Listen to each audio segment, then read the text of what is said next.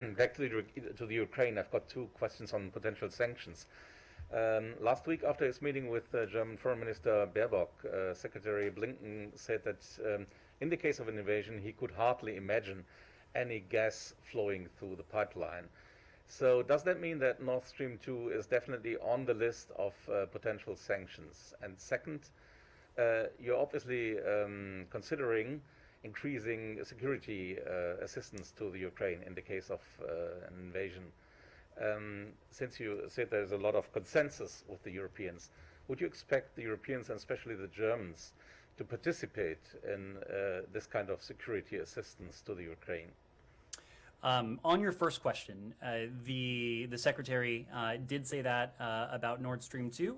Just as importantly, his German counterpart has made very strong statements about Nord Stream 2 and the eventuality of a Russian invasion and the implications that might hold for Nord Stream 2. So I know that the foreign minister, she has spoken to this, but the German government as a whole has also spoken to this.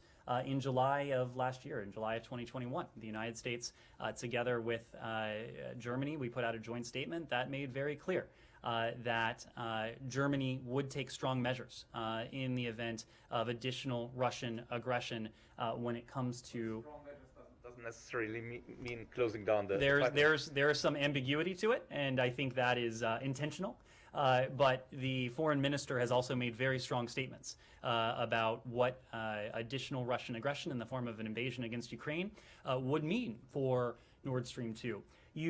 But let me make one broader point, and we've talked a lot in this briefing about the issue of leverage. I think there's a misperception that Nord Stream 2 is leverage for Vladimir Putin. Nord Stream 2, there's no gas running through it right now. And you have heard various statements, including from the German foreign minister and others, that would call into question the viability of a fully operational Nord Stream 2 if the Russians were to move forward with an invasion against Ukraine. So when we talk about the sources of leverage that we have, and we've talked about them in the abstract, we've talked about some of them specifically, certainly Nord Stream 2 has the potential to be an important source of leverage.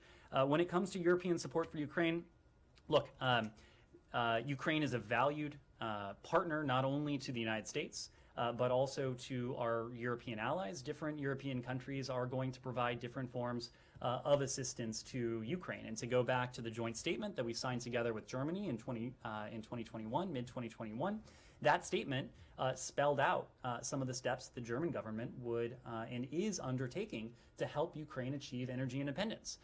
So there is defensive military support, there's energy independence, there's economic support, there's political support. There are various forms of support that our European allies are demonstrating to Ukraine and affording to Ukraine, but we would leave it to them to speak to those specifics. Yeah,